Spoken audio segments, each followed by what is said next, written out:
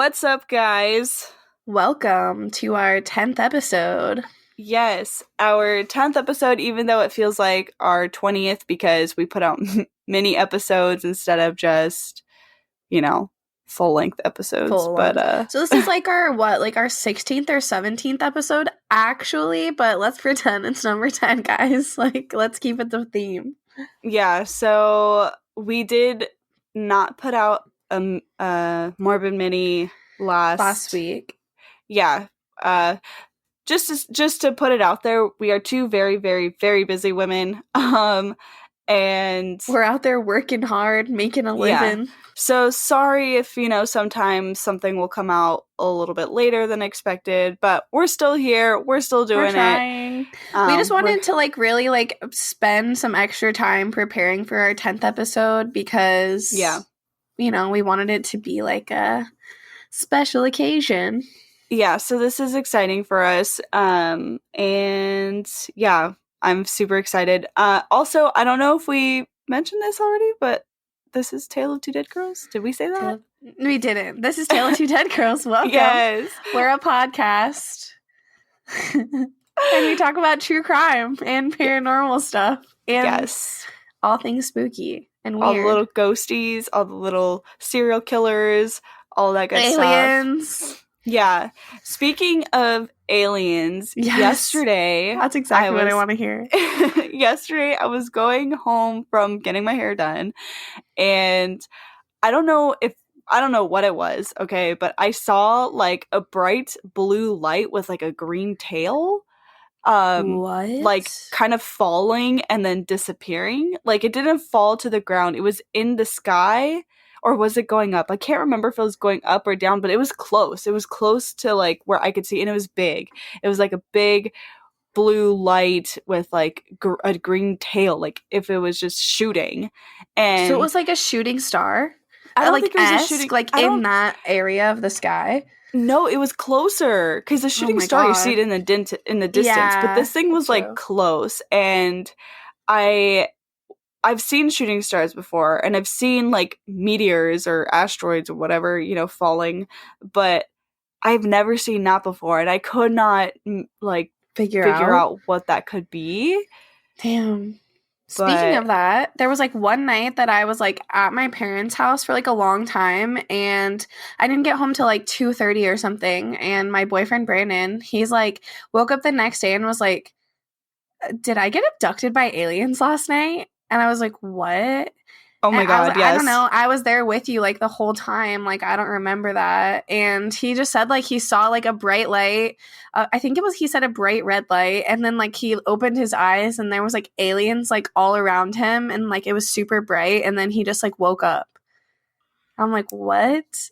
Yeah, I like, insane. couldn't say. Like, nothing happened while I was there. Like, I don't have any recollection. But, like, maybe it happened before I got home. I don't know. That's super crazy. That's scary. I know. I was like, let me record you telling this. And he was like, no. So I recorded him secretly at the bar and I sent it to Kayla because I was like, I want to get it on film. Yes. That was so crazy because I think just before that, we were talking about abductions and stuff. We were, on that mini. We were like reading the abduction story. Oh, right. Yeah. That super short one. Yeah.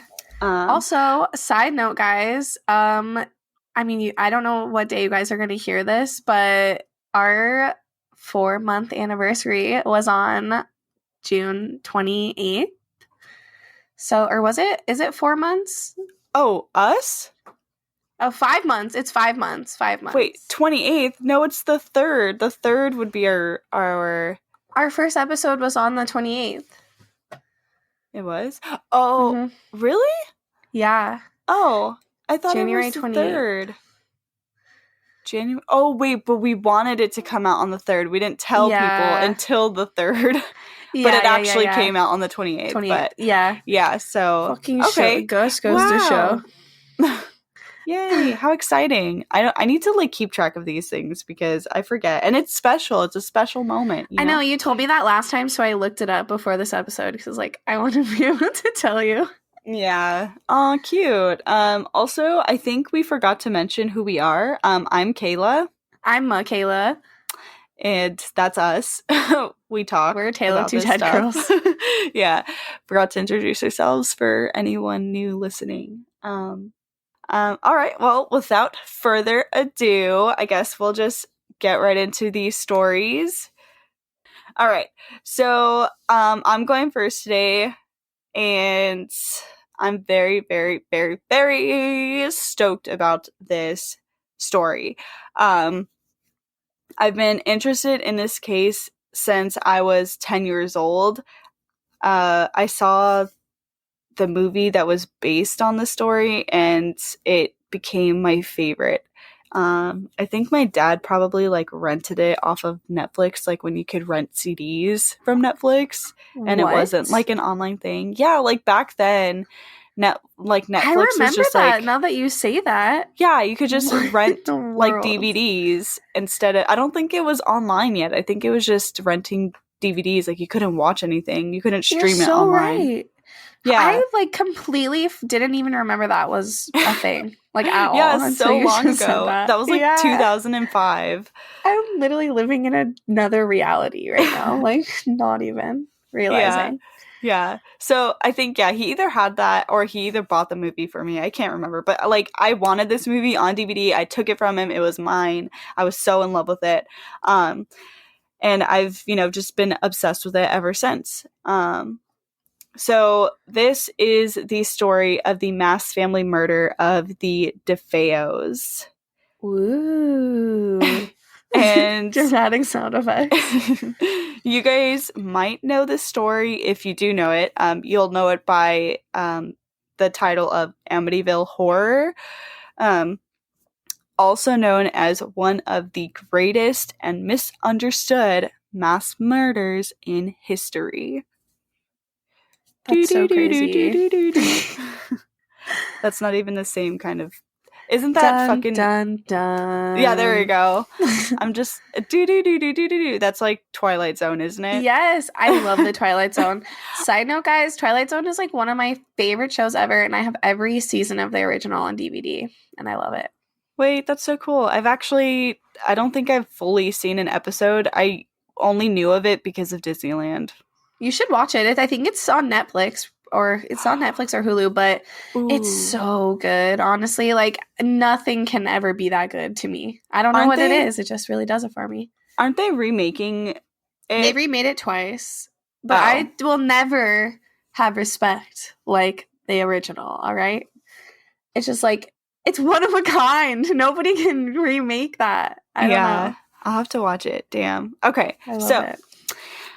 First, I want to get into the DeFeos. So there were 7 family members. There were Ronald Joseph DeFeo Sr., who is also known as Big Ronnie. He was the father and the husband. Then there was Louise DeFeo, who was the mother and the wife. Ronald Joseph DeFeo Jr., who was also known as Butch, was their first child. He was born on September 26, 1951, so he was a Libra. I'm pretty sure that's a Libra. Woo! And you then said October 31st? What? What day was it? September 26th. Okay, then I think he is. I don't know, October like Halloween? 31st? That's the only channel I have in my brain. Sorry. No. But yeah, he was born in 1951. So cool. There's also Don, Allison, Mark, and lastly, John Matthew. We're going to call Ronald Sr. Dad. Oh, just kidding. We're going to know. Well, Dad. We'll call him Dad, or we'll call him Ronald Sr. And then we'll call Ronald, like the other junior, we'll call him Ronnie, because I think that's what they would call him, besides Butch. I didn't want to call him by his nickname. I just wanted to say, like, Ronnie, because I used to hear that on the film, so, like, we're going with Ronnie. We're keeping it classic.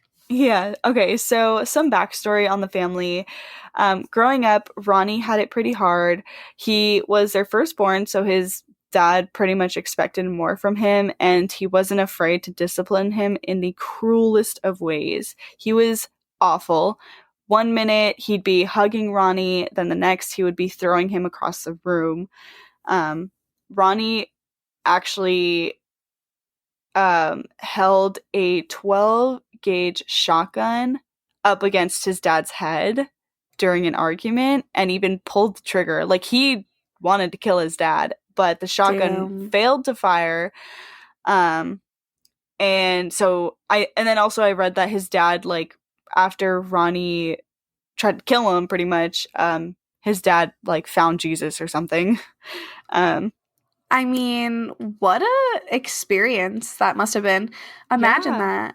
Like, your child. Like, you're trying to shoot your dad and the gun doesn't go off. And you're like, fuck. He's going to beat my ass. Yeah, that's not good. No. Okay, also, I would like to mention that Ronald Sr. would beat his wife.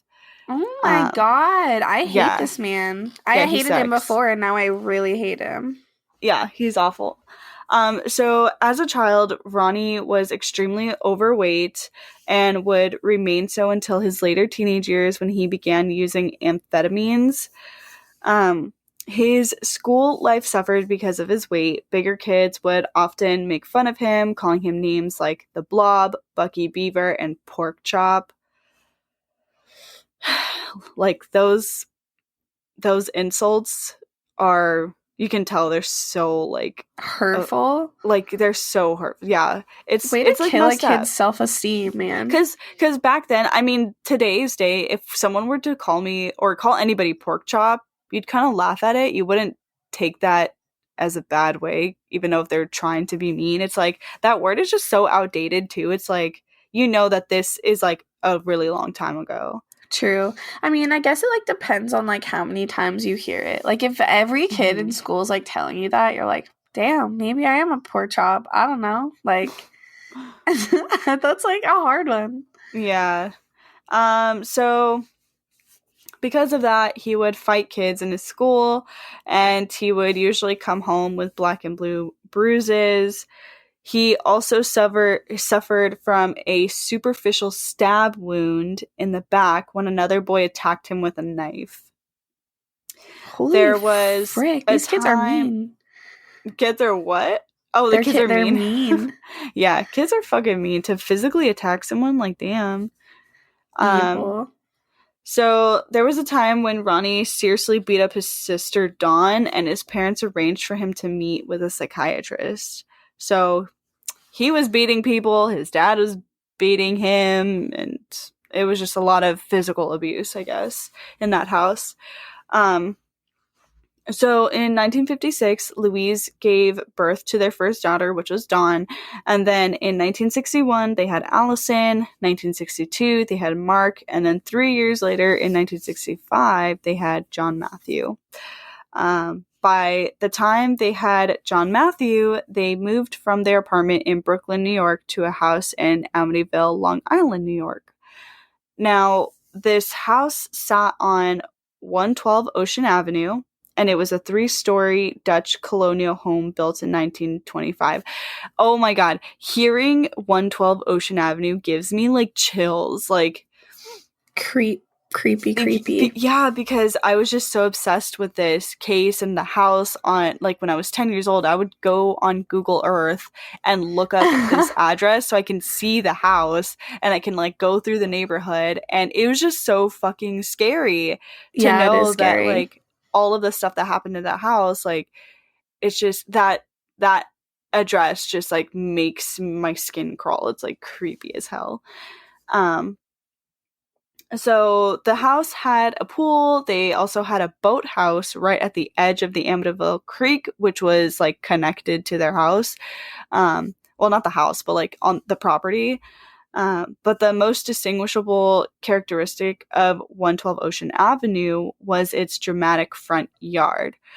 Ooh. Overlooking the street were 2 quarter-moon windows, a feature common in Dutch colonial homes. The house was painted black, which... I'm a fan of black houses, yes. Honestly, just the word Dutch colonial, I'm like, move me in. I'm ready. I'm here for it. And also 2 quarter moons, like, those are scary. I want it. Fancy. On the front lawn stood a lamppost with a sign attached that read, High Hopes, a symbolic title of the family's life in suburbia. Kneeling behind the sign were 3 figurines of children praying to a larger statue of Saint Joseph holding the baby Jesus.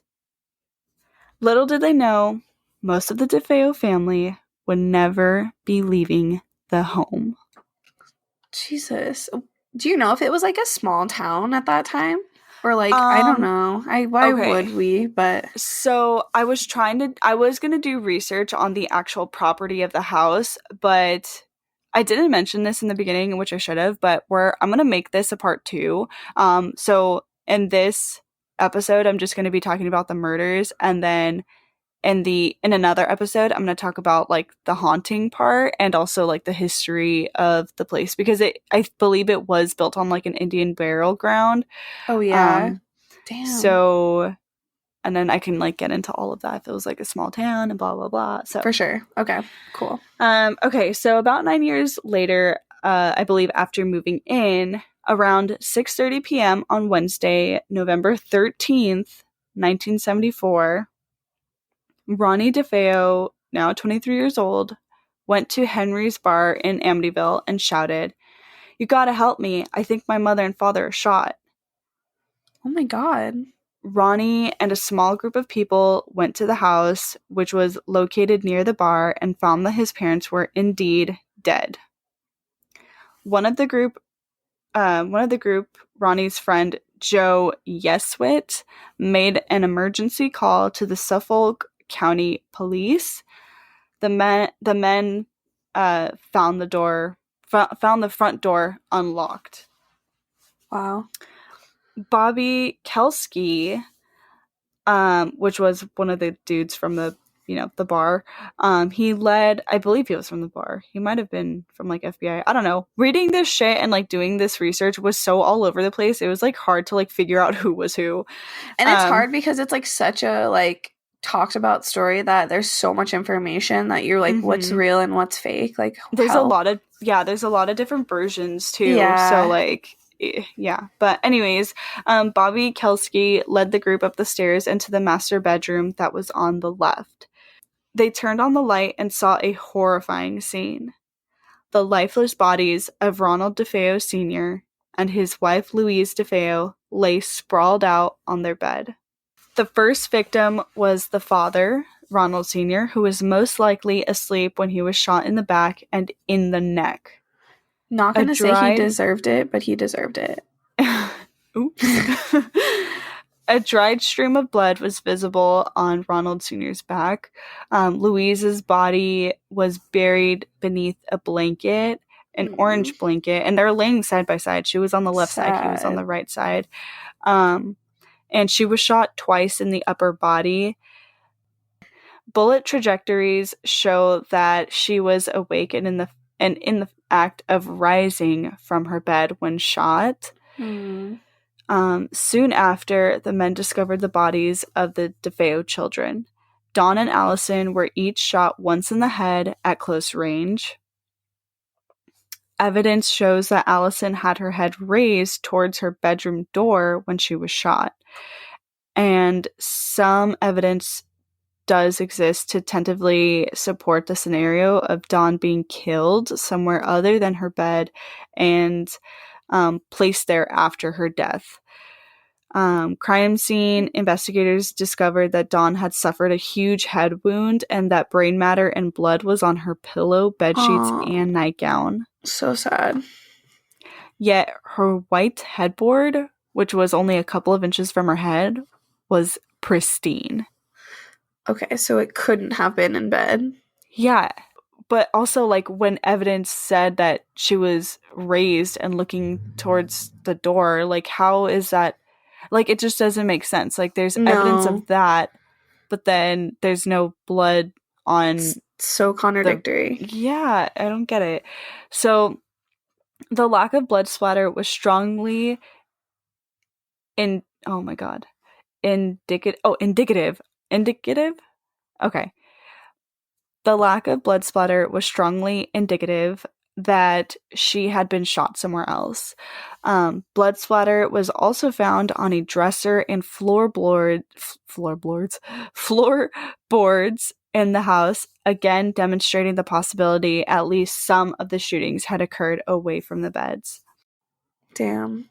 Mark and John Matthew were each shot once in the back at close range. Mark had an injured hip, which made it difficult to move around in bed. This is said to have caused Mark to sleep on his back, although he was found laying on his stomach. Super weird. Like, why? I don't know. I get it. I get why you would put them back in their bed, but it's just freaking weird. Mm-hmm. The whole thing. They all had to have seemed to be shot in their beds face down while asleep. And that was just by, like, the first look of it, you know, when they went in and saw it. I also wanted to add how confusing this case is, because during investigation, it was found that Louise and Allison were both awake when they were killed. Oh my God. But according to the autopsy and ballistic reports, it seemed that none of them had been awoken by the shots, and none had put any kind of struggle or tried to hide or get the fuck out of that house. I don't believe that. So it's like, well, see, that's okay. So that's one of, like, the biggest mysteries of this case, is that it said that nobody woke up. Nobody woke up. 0 out of 10 don't believe that. How can you not hear, like, a gunshot? Well, see, like, what is a shotgun? Like, killing. That's. I'm gonna tell you what kind of weapon it was, but, like, okay, that's why it's so creepy, because if you've seen Amityville Horror, even though that's a Hollywood-made film, you know, it shows that there was, like, a demonic thing that was telling him to kill people. So it's like, that's why they think maybe it had to do with, like, evil spirits that, like, maybe, because you know how sometimes you can't hear things, but someone else can hear something, like someone calling their name, like a whisper, if they're in a haunted place. It's like that. Like, what if, like, it's just a crazy, scary kind of thing. Like, how did nobody wake up? It must have been some sort of demon or entity in the house, you know? So, yeah, like some crazy thing keeping them down. Yeah. So that's hypnotizing. That's something that has been, you know, like, brought up, and people that's why people think, like, oh my God, this is so scary. Like, how the fuck, you know? Yeah, like, it couldn't work. Yeah, so anyways, the murder weapon was a .35 caliber level action Marlin 336C rifle. That's a mouthful. I have no idea what that is, but it sounds very, very, very scary. Yeah, and it's big. For definitely my story, I had to look up, like, I was like, I don't know how to pronounce a gun name. I don't know anything about guns. So I asked Brandon, because I was like, boys know things about guns, right? He didn't know. So he's like, look it up on YouTube. So I literally had to endure 3 videos of random YouTube people shooting guns for this podcast. And I need everybody to sympathize with me because of that. Oh my God. How do people like that? I just, beyond me. I don't know. I have no fucking clue. Icky. Okay, so the dad, Ronald Sr., was 43 years old, and the mom, Louise, was 42. Dawn was 18. Allison was 13. And Mark was 12. And John Matthew was 9. And the killer, which I also forgot to mention this, that if you didn't know, Ronnie DeFeo killed his family. Woo-woo. It was Ronnie. But yeah, so he was 23 years old when he fucking killed his family. 23! He was our age. Like, that's insane. He's my age. Like, right now, like, at this age, I'm not saying that, like, I'm gonna do this, but, like, pretend he was me. Like, me killing my fucking family right now. Like, that's insane. Insane. So crazy. Anyways, so Ronnie was taken to the police station for questioning and protection. He quickly became the prime suspect, and then after 24 hours of a couple of different stories, he finally confessed that he did, in fact, murder his family. I don't even think that they, like, tried to, like be like, push him. Yeah, they were like, hey, did you do it? Like, hey, did you do it? It was kind of like, what do you know? And then he was just like, I fucking did it. Ron, yeah. Why? Yeah, seriously. So he told detectives that, quote, once I started, I just couldn't stop. It went so fast. That's insane. I just that's a lot of people to kill and be like, well, it just happened so fast. Like, yeah, fucking idiot. He admitted that he prepared himself for the ritual by taking a bath and getting redressed. With a full confession, the investigation seemed straightforward. And so at around 3:15 a.m. on November 13th, Ronnie DeFeo had awoken, and for reasons that may forever remain unclear, he took a .35 caliber Marlin rifle and systematically shot all 6 members of his family. Brutal. During all of his interviews and testimonies, I could not find a real honest answer as to why he did it and what actually happened the night of the murders. He changed, I don't know if he continues to, but he's changed his story so many times, like countless times he's changed his story. And I found like a website that showed like time frames, like dates, and each year it'll be like Ronnie DeFeo says this, Ronnie DeFeo said that, Ronnie DeFeo, and it's all like just different versions, like, oh, somebody else killed this person, oh, Don was involved, oh, I killed my family, kind of thing. And it's just like, this dude just changes the story all the time. So there's never been, like, nobody knows what the real answer is or what really happened. So I am gonna explain some of them because there's just too many, but these are like popular ones. Yeah. Okay, so we know that DeFeo reported the murders himself. He ran into the bar, called the police, was like, yo, my family's dead. And he was initially telling the police that when he arrived home from work that evening on November 13th, he realized someone had broken into the house and killed every member of his family. When asked, he told detectives he thought Louis Fellini,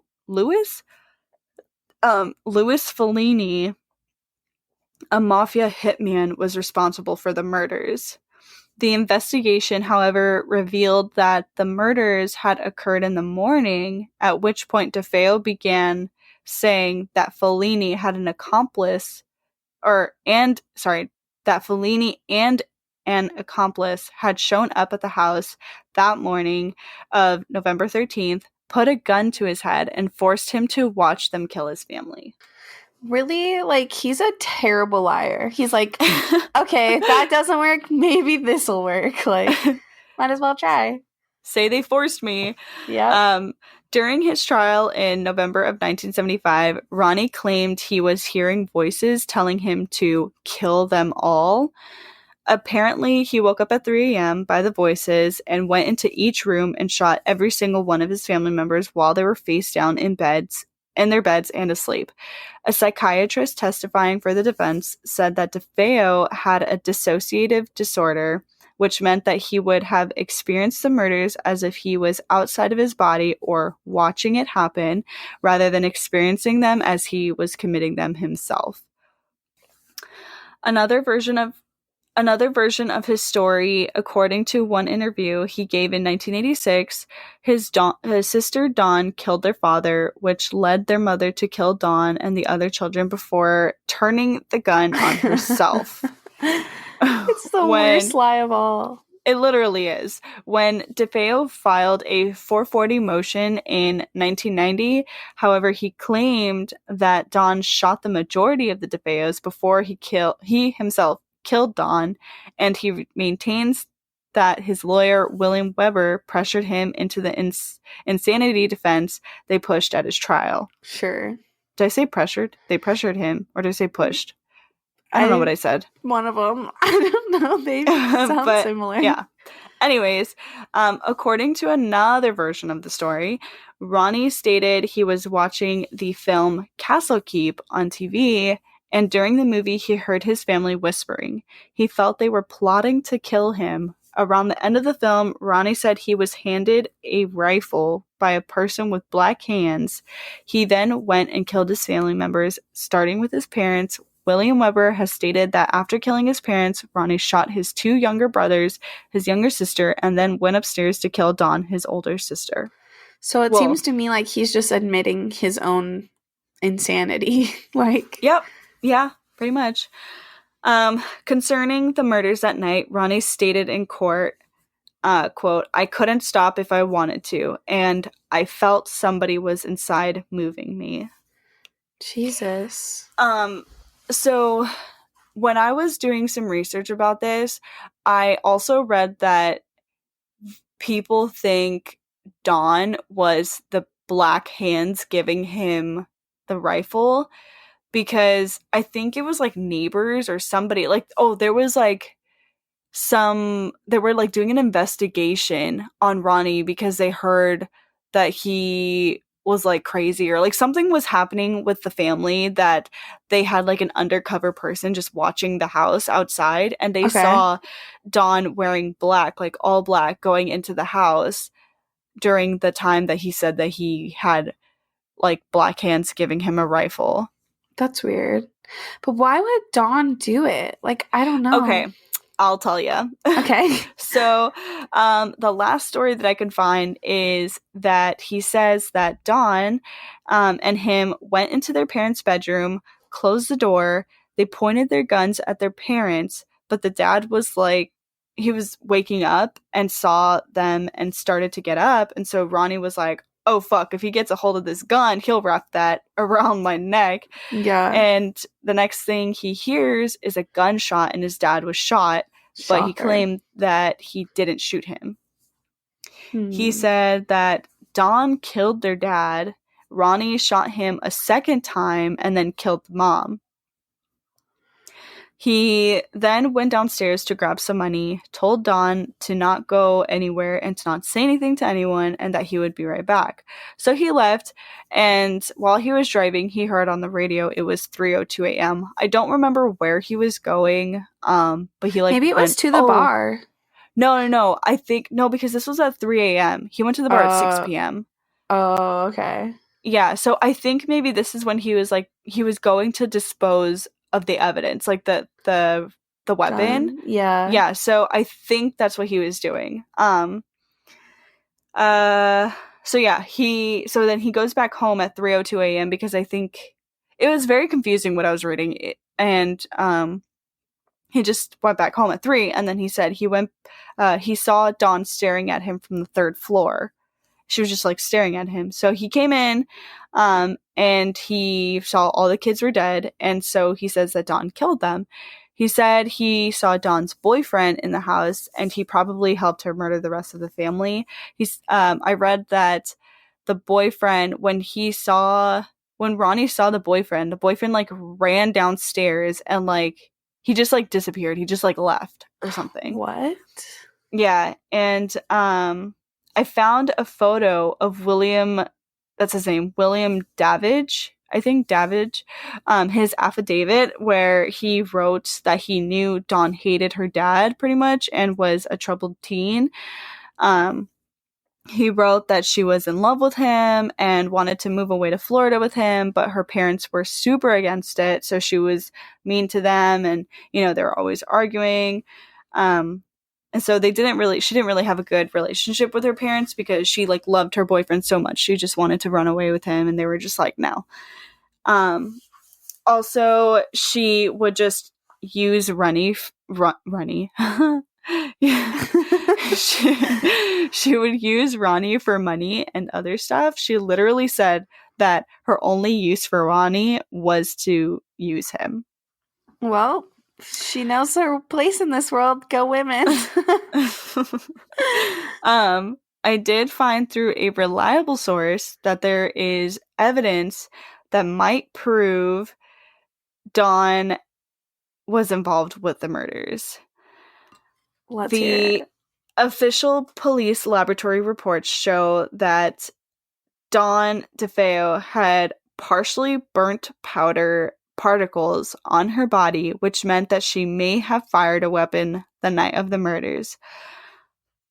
But the prosecution expert at the trial, Alfred Della Pena, thought this could have occurred as a result of the muzzle flash when Dawn was shot. Yeah. So who fucking knows, really? Like, who's the real expert? Nobody fucking knows what happened or if she was even, in it. But yeah. There are some super strange facts about this case. One being how the DeFeos were all found in the same position in their beds, lying on their stomachs. It's estimated that the whole thing took about 15 minutes from start to finish. That's so little. Yeah, he was just like boom, boom, boom, in and out, done. So weird. The identical positioning of the bodies is creepy enough in itself, and it suggests that all of the victims were possibly arranged that way. Oh no. But there are more facts that make it all even creepier. Dun dun dun. The police determined that the rifle hadn't been fitted with a silencer, so the gunshots should hypothetically have woken the DeFeos up. However, there was no sign of a struggle, nor was there any evidence that sedatives had been used to knock the victims out or keep them quiet. So weird. Additionally, the neighbors didn't report any gunshot noises. All they heard was a family dog barking. Defense experts had conducted an experiment on the rifle that was used and found its report was so loud that it could be heard almost a mile away. That's so weird. Also, the houses, like the way that this neighborhood was like laid out, there's a house and then there's houses like right next to it. There's probably like maybe like I don't know, like 10 feet in between, maybe 10-20 feet in between of each house. Like, it's not. How did they not hear? Yeah, I don't know. Well, it might have been 10-20 feet. I might be lying. It might be a lot more than that. But they were like next door neighbors, so it wasn't like they weren't, less than 1,000 feet. Yeah, definitely. So okay, Ronnie was tried the following year. Before the trial began, by the end of May 1975, Ronnie had gone through 3 different lawyers, the last one claiming that Ronnie had tried to assault him. Eventually, on July 7th, the judge assigned William Weber to act as Ronnie DeFeo's attorney. The trial began in September of 1975 and ended that November. But in October, his defense lawyer, William Weber, fabricated a defense of insanity where DeFeo claimed that, quote, his family was killed in self-defense as he overheard them plotting against him. DeFeo was an abuser of heroin and LSD. It was then found that he had antisocial personality disorder, and he was aware of his actions at the time of the crime. Damn. On November 21st, Ronnie was found guilty on 6 accounts of second-degree murder. That's it? Yeah, that's what I'm saying. On December 4th, he was sentenced to 6 concurrent sentences of 25 years to life. Okay. All of his appeals and requests for parole to date have been denied, and he is currently spending his life in fucking prison in the Sullivan Correctional Facility in Fallsburg, New York. That's crazy that he's still alive. Yeah, because, I mean, he was 23 in 74 or 75. So he's like, what? Not 50, 60. He's like 60 years old. But I looked him up in that facility because you know how I love doing that. I love looking up their ID numbers and everything. For sure. And it's just crazy to actually see where a killer was. Like, he's a real person. Yeah, he's a real person. You see his mugshots. You see why he's in there. It says, like, second-degree murder or whatever. And it's crazy. Now, I have tons of resources for, this case. I have so many links. I'm probably either going to post a picture or give you guys the link of a transcript of the 911 call, which was from Joe Yeswit, which was the friend at the bar, he's the one that called the police and told them like to come to the house. And I couldn't find an actual recording of the transcript or of the call, and I think that's just because of how old it might have been. I don't know, but yeah, there's a transcript. So there's that. There's also tons of fucking gruesome pictures. You'll see all of the DeFeos laying face down in their bed. You'll see blood. You'll see bullet wounds. You'll see everything. You'll see the house. So yeah, that's it. Actually, that's all I have for this case. And like I said, I will continue the second part to this in a later episode with the hauntings of the Lutz family. So I wonder if you could like write a letter to Ronnie DeFeo. So I looked up if you can write to people in prison, and I guess you can, but they won't get it. They only have like a list of people that they can get mail from. Yeah, that they choose to get mail from or whatever. And if you're not on that list, then they open it, like the people at the jail, they open it and like throw it away or something. Or they send it back to you. Yeah, that sucks. Because then I'm pretty sure, like, with famous cases, like, they'd probably be getting, like, hella letters of people, like, wanting to know what happened, you know? And it's just not, I don't know, not a thing. But it should be. I mean, like, I think that's pretty cool to be able to, like, write somebody. It's, like, safe, you know? And, like, you get, like, an actual physical piece of them, like, their handwriting, which is so, like... Please let me write to a serial killer. I want to get in their mind. I want to know why. I don't even want to get in their mind. I just want to like see like what they interpret from my words and like what they say. Like how do they think? Like that's what I want to know. They'd be like, "Hey, Makaela, thanks so much for writing. How are you doing today?" Yeah. Oh my god. Professional AF. Yeah. All right. Well, I guess it's my turn. My story is about La Pistolera. I got a lot of this information off of Murderpedia and Wikipedia, but most of it's like the same information on both. But there's like tons of articles about this person, and they're pretty similar, but she's really interesting, and she's a female serial killer, which is super rare, so she struck my fancy. So this is the story of Sharon Hall. Later, her name is Sharon Kinney, and that's what she's mostly like referred to as. But she was born on November 30th, 1939. Her parents were Doris and Eugene Hall, but for most of her life, her mom was single and was just a single mom. And she was an alcoholic, so she kind of had like a rough life. It wasn't very stable or anything like that. She spent most of her life growing up in Independence, Missouri until her parents, or her mom, I think, like moved her to Washington. And she lived there from age 12 to age 15. And then she came back to Missouri at age 15 or 16. And when she was 16 years old, she found a guy named James Kinney. He was 22 years old, and they met during a church summer camp, and they just like kind of hit it off, and they had a summer fling. But James had to return back to Brigham Young University in the fall, and they just decided like they would have fun until then. Like, what does that sound like? Cute. The Notebook? Yeah, like it's like I was literally just thinking of that. I was like, this is totally like Allie and Noah. Yeah. And then so he had to go back to his college. She really wanted someone who could like get her a better life, like move her out of where she was, and she saw this guy as like her chance. So she was like, I'm not letting it go. She wrote James at college, and she said that she was pregnant.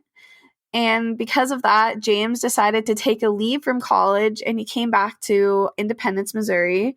They got married on my birthday, October 8th, 1956. Cute. I know. Love that for them. And on the marriage certificate, Sharon claimed that she was 18 years old, even though she was 16.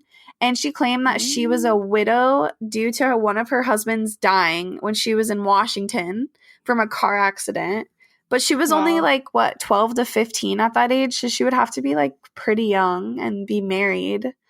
Which that was like a normal thing though. Yeah, that's what I was gonna say. Is like it's a totally different time. Like, what, 70 plus years ago? Pretty crazy. Mm-hmm.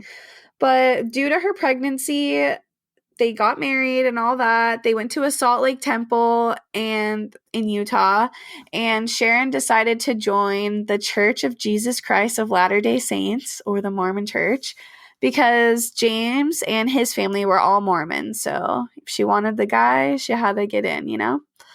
So they moved they moved to Provo, Utah, so James could resume his studies at BYU, and she had a miscarriage, which like nobody knows if that pregnancy was real or if she just like faked the miscarriage, like just to get him to marry her, which is like so fucked up. Don't ever do that. Crazy. But soon after the miscarriage mishap, she got pregnant again. And in the fall of 1957, they gave birth to a daughter named Dana. They moved back to Independence from Utah, and Sharon worked as a babysitter, and she also helped like at some shops around their area. James was an electrical engineer for Bendix Aviation, and neither of them were like rich or anything. Like they just had like a normal life, all American family. But Sharon had a spending problem. She loved shopping and she loved the finer things in life. So that's what she did with most of her time. Literally just like spend and spend and spend and spend money. And they just like lived in like a normal like ranch style house. They lived next to James's parents, and James mostly worked the night shift. So because of that, she started having affairs. She started just like sleeping with random men, and that bitch. I know, he's like working, supporting her shopping habit, and she's like having sex with other men. It's like, dude, that's fucked up. So evil. Not okay. Hate her. But James and Sharon decided to have another kid, surprisingly. They named him Troy, and then once the baby was born, she just took back up with having an affair with someone that she went to high school with. His name was John Boldese, and in March of 1960, James started to like realize what was going on. He talked to his family about just like their relationship and was like, I don't like this. Like, he said he wanted a divorce because he knew she was having an affair, and he was really sick of her just like spending all of his hard-earned money all the time. But his Mormon family was horrified by the thought of divorce, and they basically forced him to stay in the marriage. They bribed him with $1,000 to stay with her. That's messed up. Yeah, it's so evil. And especially like think about $1,000 back then, like was way more than $1,000 today. So he was like, damn, that's please someone deal. Give me $1,000 to date your son or daughter. I don't care, but I need money. I'm just kidding. Don't do that. Please. But anyways, like so he decided to stay, even though Sharon said that she was also like sick of him. She didn't want to be with him. She told him basically that if he gave her the house and their daughter, that he could take her son and she would like divorce him, and that would be like totally fine. But he didn't do it because of his parents, and so Sharon like told her boyfriend John that she would pay him to kill James. But now John says like she may have been kidding, she may have been serious, like who knows, we don't know. But the day after James talked to his family about the divorce thing, and like that even came up, around 5:30 p.m., he went to go take a nap in his bedroom, and Sharon supposedly heard a gunshot. And she was like in the house. It was like her daughter, and him. And so she rushed into the room and she found what had caused the shot, and it was her 2-year-old daughter, Dana, sitting next to her father, who supposedly had shot him with a .22 pistol. And Sharon called the police right away. The police showed up, and on the way to the hospital, he had died. James was dead. What? So, yeah. And she just basically, Sharon stuck to the story of like their 2-year-old daughter killed him. There was no way that she couldn't have. Like, she wasn't in the room, so she couldn't have done it, and whatever. What? Yeah. It's crazy. What the fuck?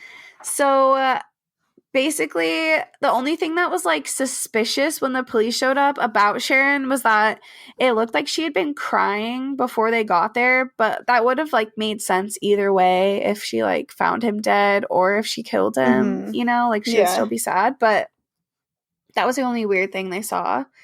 They tried to recover fingerprints from the weapon, but the grip was so oiled up that they couldn't lift any prints off of it. So they couldn't get anything usable. And then they messed up by not testing either Sharon or the daughter for any gunshot residue, which was ridiculous. Idiots. Like, that really doesn't make any sense. But anyways, so, like, to everybody, it seems pretty insane that Dana would have killed her dad. Like, how does a 2-year-old shoot a gun? But apparently, like, his neighbors and his family said that James would let Dana play with his guns all the time. Like, what kind of irresponsible parenting is that? I don't understand. Fucked up. But the investigators, oh, go ahead. What? I was gonna say, don't let your kids fucking touch weapons, you idiots. Lock it up. Like, that's, I mean, if she did kill him, it was, like, their fault anyways. Yeah. But the investigators, like, still didn't believe the family or any of the friends. They were like, come on, you guys are nuts. And so they got a toy gun that had a stronger trigger than the 22 gun that she had shot, 22 pistol. And she could pull the trigger. So they were like, she could have done it. Like, she could have done it. Pulled the trigger. She could have killed him. But they really had, like, nothing conclusive to go off of, so they just ruled the case as an accidental homicide, and they decided to keep the pistol in police custody for, like, ever. Like, they never returned it. Even though Sharon tried to get it back, they wouldn't give it to her. They're like, nope, this is ours forever now.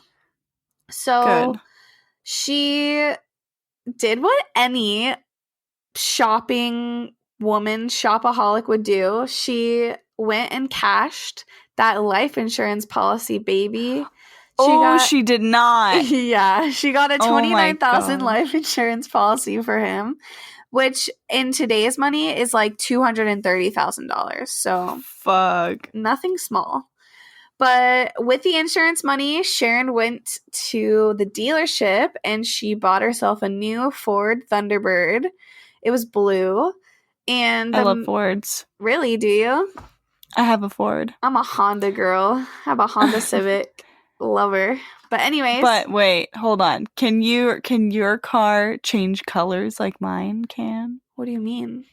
The inside, like, I have, like, with Fords, I don't know if it's all Fords, but on my car, I have this button that I click and it changes different colors, like like where your feet are, where the cups are, and then where, like, my glove compartment is. Yeah, it's so cute. So my car is never dark when I'm, like, driving. Love that. And it's so cute. I can set the color for any mood that I want. I used to have that, like, installed in my old car, but I haven't done that to my new car yet. I love it. Yeah, I have, like, mine has, like, a GPS and a sunroof, and it's, like, a typical car. I don't know. Yeah. Ain't nothing special, but it's mine. So, over. But anyways, Sharon got herself a shiny new whip, and at the dealership, conveniently, she bumped into a new man. And this new man was Walter Jones. The two quickly hit it off and started a romantic relationship. But, run, Walter, run. I know. Walter, learn from James's mistakes. But Walter is the real douche of the situation because he has a wife. And oh my god. Yeah. Oh my god. What a bad guy. Wow, these people, man. I hate them. They have no, and they're, like, young. Like, she's, like, 20 years old at this time. Oh my gosh. Or, like, less than that. Well, then this makes sense. Yeah. Like, no logic. So Walter's wife was named Patricia Jones. Her maiden name was Clements, and she attended Benton High School, where her and Walter were high school sweethearts. They married right after high school, and then Walter enlisted in the Marine Corps. So the military moved them all the way to the West Coast, but after he discharged, they moved back to Independence, Missouri. So I guess everybody comes back to that town, city. And they had 2 kids, and she worked at the IRS, and he worked at the dealership, obviously. And Sharon was like head over heels for him. She really, really liked him. She wanted him to marry her and was like, I don't understand why you won't leave your wife. I'm the one. She wanted him to go on a romantic getaway to Washington with her, but he said he couldn't. And she was like forced to take her brother last minute. And when she was back, they picked back up on their affair. But shortly after that, she told him, I'm pregnant, bro.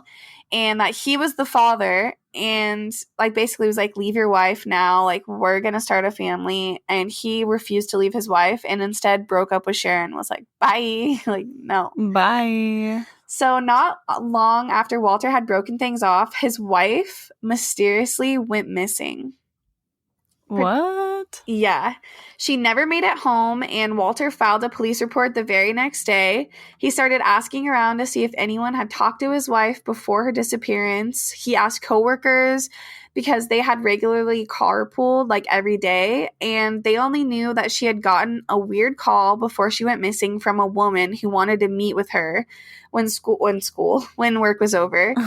And supposedly, the carpool driver dropped her off on the street corner, and her coworkers saw her meet with a random woman in the car. Like, she got in the car with her. Mm-hmm. So they gave a description to Walter of what the woman looked like, and he immediately called Sharon to see if she did it. Was like, this is sus. Yeah. Oh my God. So Sharon only confessed to meeting with Patricia and said that she had called Patricia to tell her about Walter's affair, but it was like weird because I don't think that Sharon was admitting that she was having an affair.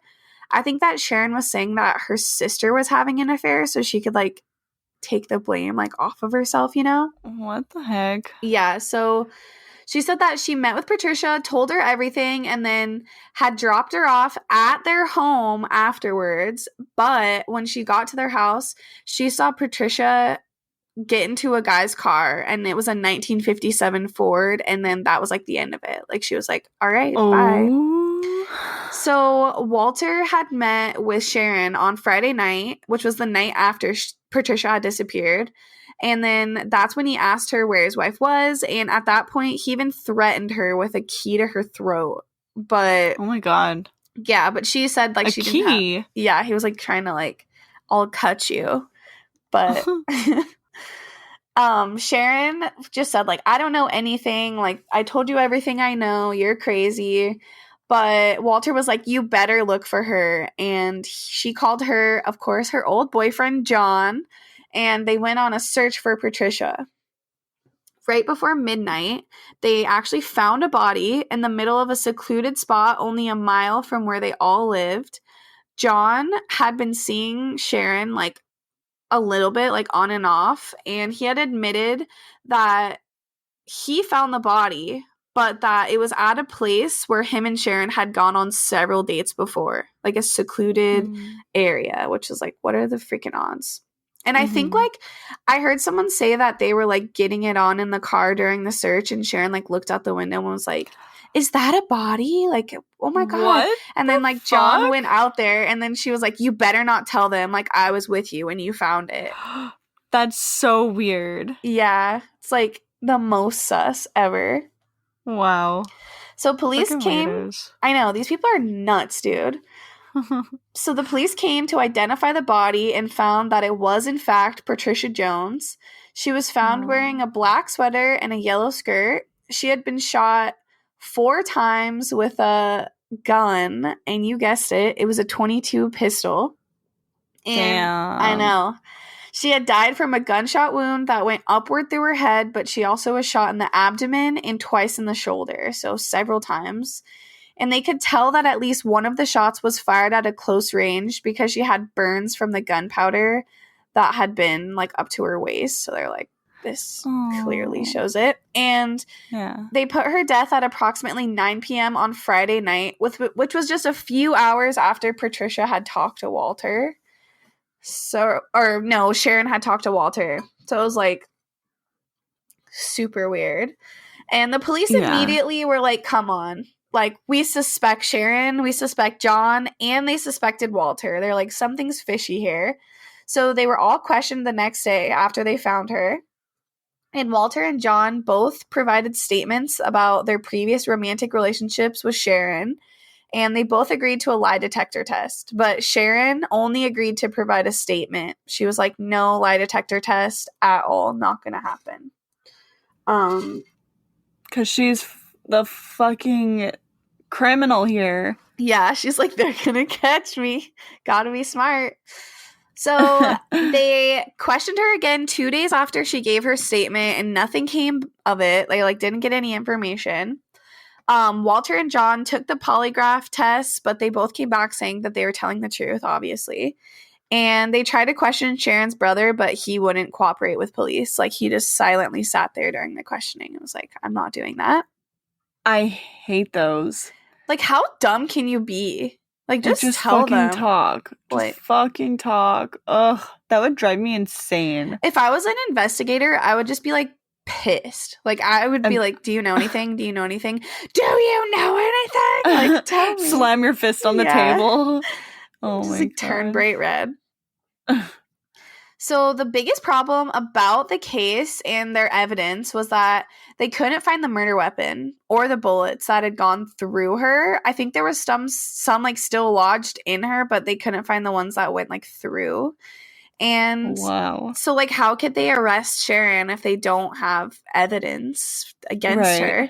So they she must have like she really cleaned up. She did. Like, at least that part. Well, kind of. So they sifted through the dirt around her body, around Patricia's body. They even enlisted the Boy Scouts to come out and look for the gun.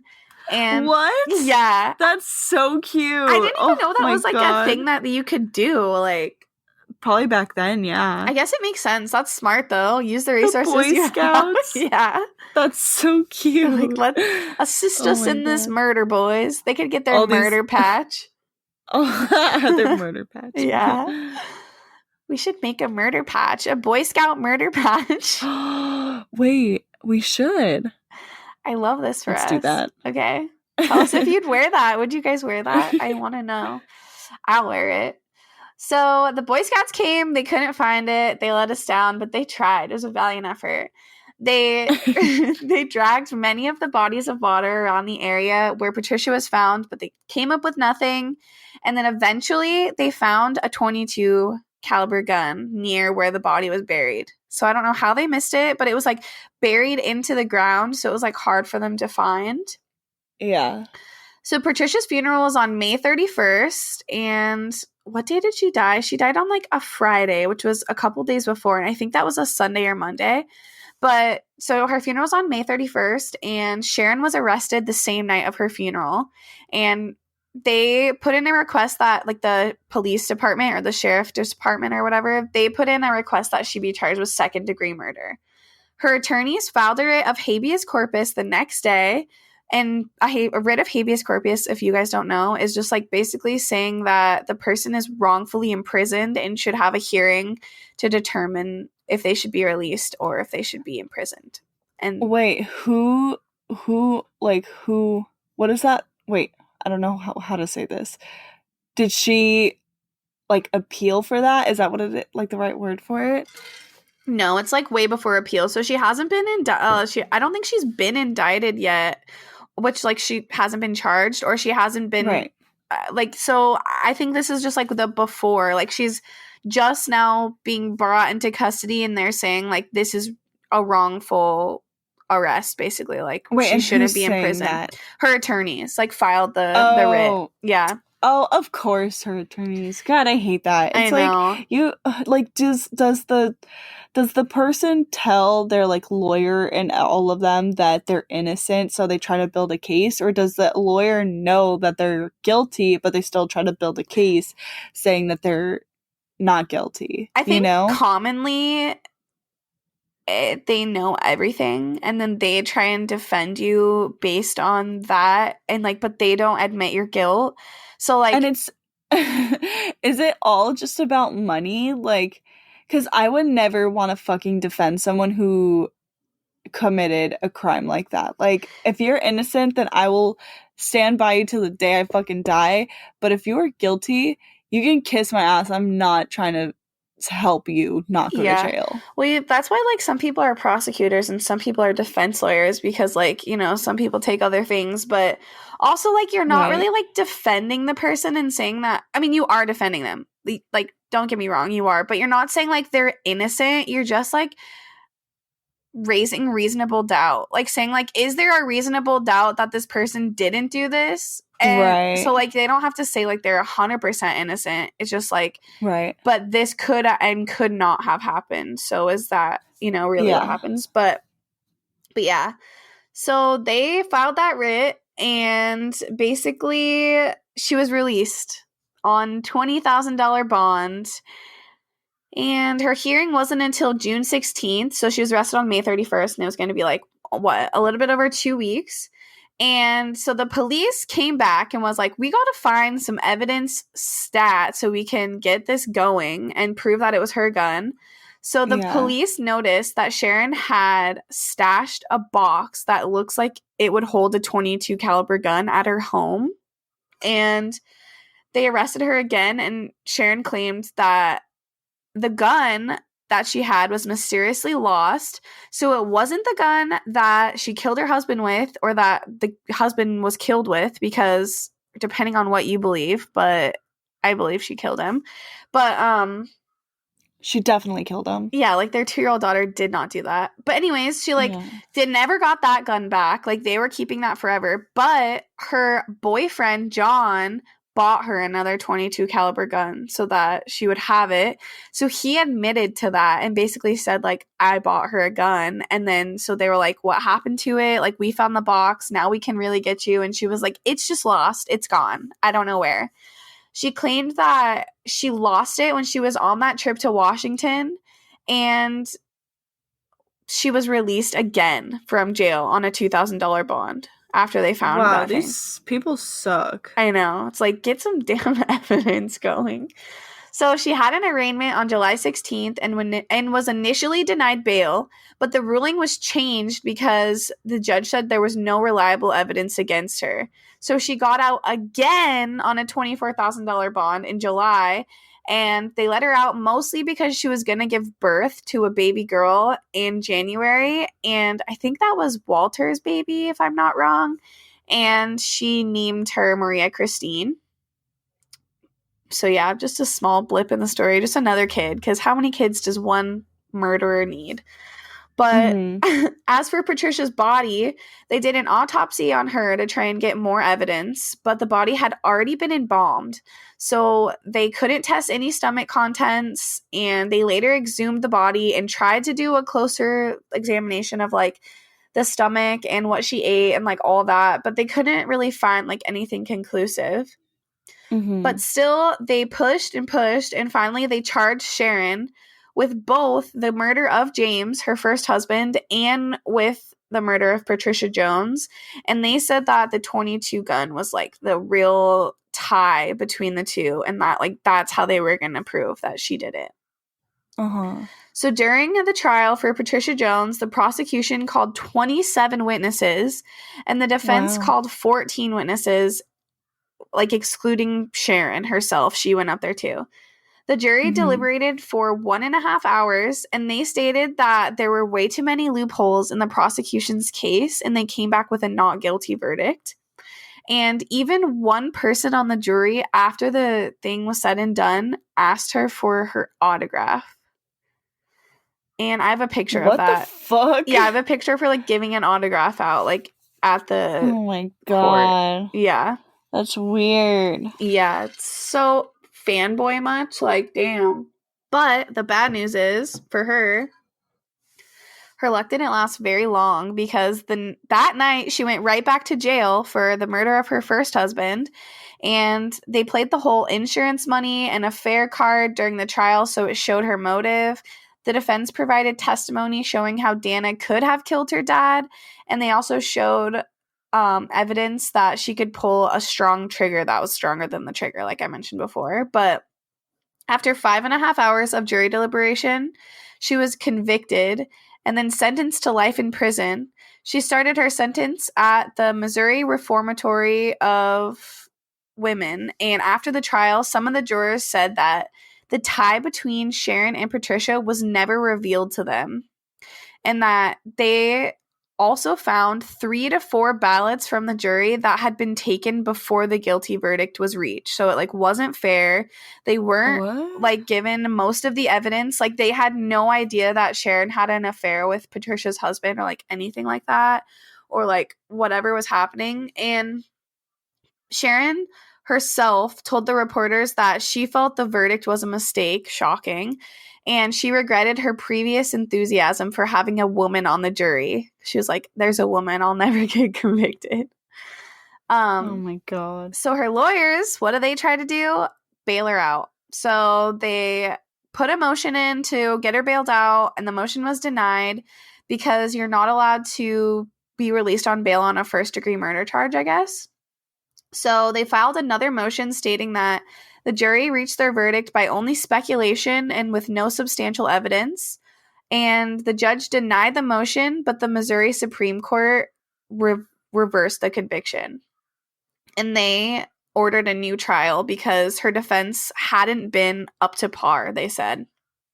So they released her on a $25,000 bond again.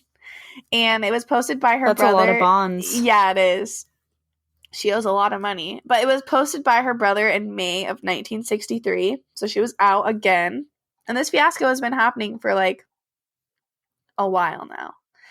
So that was in 1963. And that was the first trial of James's death. So now we're going to talk about the second trial.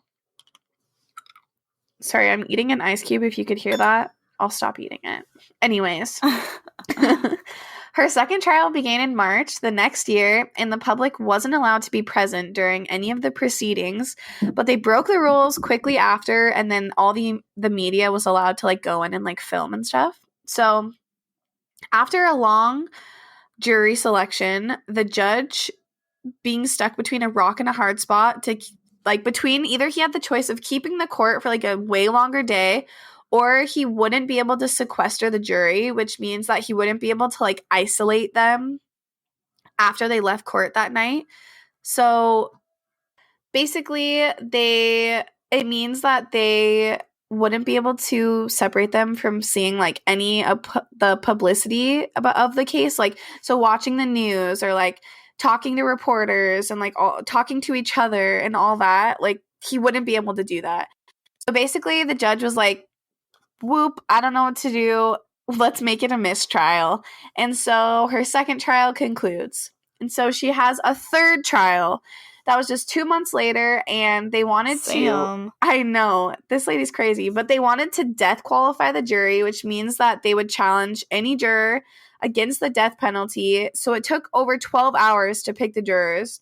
On the last day of trial, she took the stand to deny all of her charges, and the jury deadlocked, and it resulted in a mistrial again. So she had a fourth trial, and it was supposed to be in October.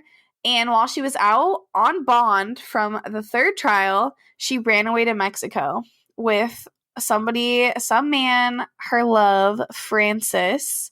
She was legally allowed to leave the country under the conditions of being released.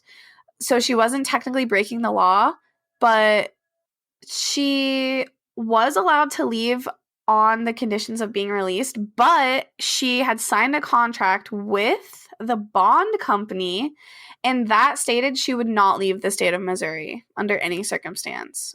So, of course, Sharon and Francis decided to get married in Mexico, and she claimed that she felt so unsafe there that she has to buy a .22 pistol. So she does. And they had also packed 2 guns with them from Missouri. So they had 3 or 4 guns, I think. And Sharon ended up shooting this man named Francisco Ordonez in the chest and killing him.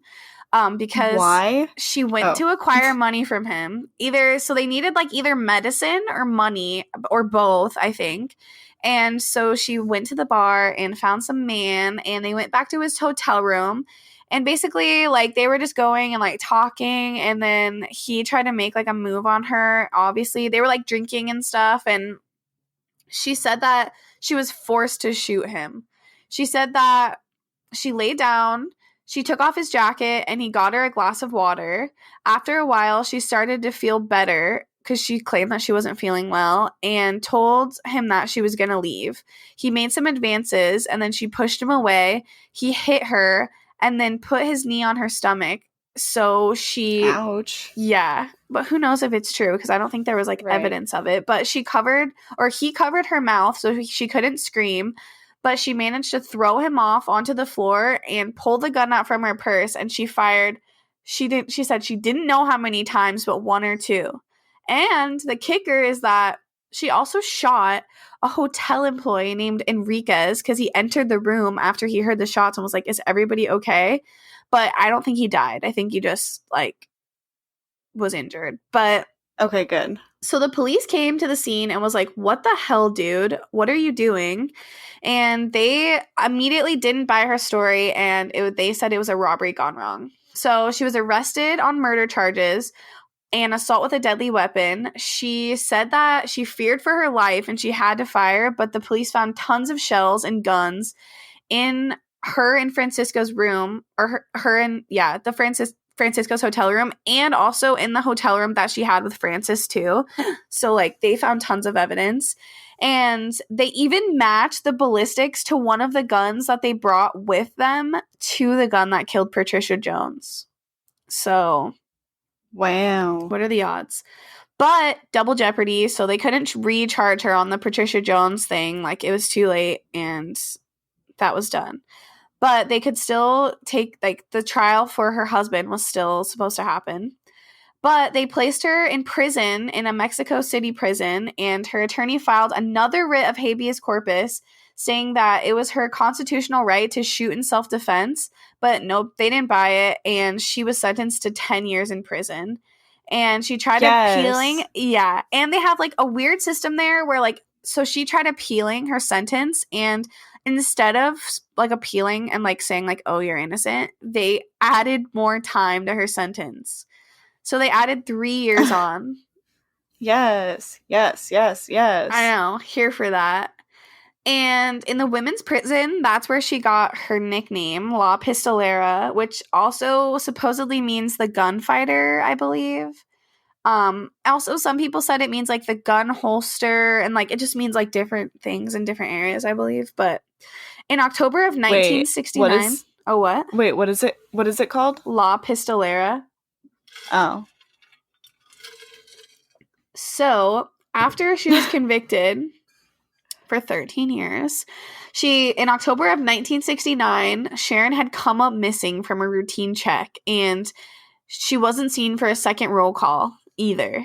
And nobody reported her escaping to Mexico City, but they formed, like, to the media, but they formed a search crew to find her, and the U.S. also searched several of their transport hubs, and eventually everywhere they looked ended back to Mexico City, which is where she was in prison. And the FBI had even been in on this, and they think that she was, like, gonna go back to her country, her native country, Guatemala. And it was rumored that she bribed the guards to start a blackout so she could escape the prison. They later found out a door was not locked, and it shouldn't have been. So they questioned all the guards, and they saw, like, how little guards there was and how bad of a job they were doing. Also, a Mexico Secret Service agent and a Mexico City policeman who she was dating, the policeman, helped her escape by disguising her as a man. So, whoa. Yeah. Crazy. So in Missouri... He helped her escape. Yeah. A Secret Service agent and a policeman. Like, how That's crazy. Much of a, like... They were probably in love. Maybe. But, like, she has to be real persuasive because she really convinces people of stuff, man. But anyways... In Missouri, she was still on trial for the murder of her husband, and she never showed up for that trial. They issued a warrant for her arrest, but to this day, the warrant is still outstanding. She's been missing for 54 years. It is the longest outstanding murder warrant in Kansas City. They've never found her. They have no idea where she is. They have no leads, nothing. Wait, so this lady is on the loose? She's on the loose, dude. I can't believe they've never found her. They've never found her. They have no evidence. I wonder if they're looking for her still, or if they just kind of like forgot about it. I mean, it's a pretty big deal, and she's like, okay, so now she would be 79 if she's still alive, which we have like no reason to think she's not alive. So I guess she's like, she's like old, but she's not that old. Like I guess 80s old. But one weird thing about the whole situation is that like if she gets caught in Mexico, escaping prison isn't a crime. So she'll just have to go back and finish serving like the rest of her 13-year sentence, and then she would be like free. Escaping prison is not a crime? Yeah, in Mexico. What the fuck? Crazy. Oh my gosh. And basically, like, an FBI profiler said that they thought she was seriously a sociopath and she, like, liked killing. And that if she's still alive, she probably might still be killing people because she likes it. She loves it. She wants some more of it. Yeah. That's crazy. So, yeah, that's the story of Shannon Kinney, La Pistolera. Keep your eyes peeled. She's going to come get you. You got a picture of her? Yes, there's tons of pictures of her. I have pictures of her giving that person an autograph. She's pretty. Like, she was very good looking, and she was pretty young. They even have like an age progression photo of her too, so I'll post that so you guys can see it. But there's some real good pictures of her. That's crazy. Damn, I can't believe she escaped and like was never found again. Like, you go, girl. Live your life. Fuck. Just don't be killing people. Yeah, that's true. Or at least like get a different gun. Like, damn. Yeah. Yeah. All right. Well, that's it for our 10th episode, you guys. Woo, we did it. This has been like kind of a long episode, but I hope you guys like these stories because I feel like they're both pretty wild.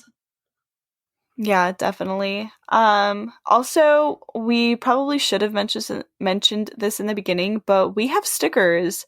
We have our logo picture in a sticker, and also we have the knife with the girl picture. Yeah. So if you guys want a sticker, let us know. They're $4 and you can just DM us. Yeah, shipped. So you can just DM us and we'll send you a sticker. We also talked about doing a sticker giveaway for our 10th episode. We'll update you on more stuff on that on our Instagram. So keep your eyes peeled if you guys want to be involved in that. Yes. And again, our Instagram is taleoftwodeadgirls. I'm not sure, I'm pretty sure we have listeners that don't follow us or don't look at that. So just go check it out. You don't have to follow if you don't want to, but go check it out. And we also post it on Facebook, and we can post it on Twitter too. So whatever social media does the job for you, check it out there. Yeah. Also, if you want to do a job for us, send us your story. Send us your personal experience with anything paranormal, spooky, murder, aliens, anything. Nightmares. Yeah, nightmares, sleep paralysis, anything creepy, weird, make us scared, spook us shitless. Yes. taleoftwodeadgirls@gmail.com. Get at it. We want to hear your stories, and so does everybody else. Like, if you ask around, that's everybody's favorite thing, is hearing other people's experiences. So real stories. Yes, people enjoy our morbid minis, so please get on that. So yeah, I guess we'll just see you, or you'll hear us, or we'll whatever next week on our morbid mini episode number 9, right? 9? I think it's 9. We skipped 9. Yeah, I think so. Yeah. Sweet. All right, guys. Well, thank you so much for listening. We love you. And we'll meet you 6 feet under.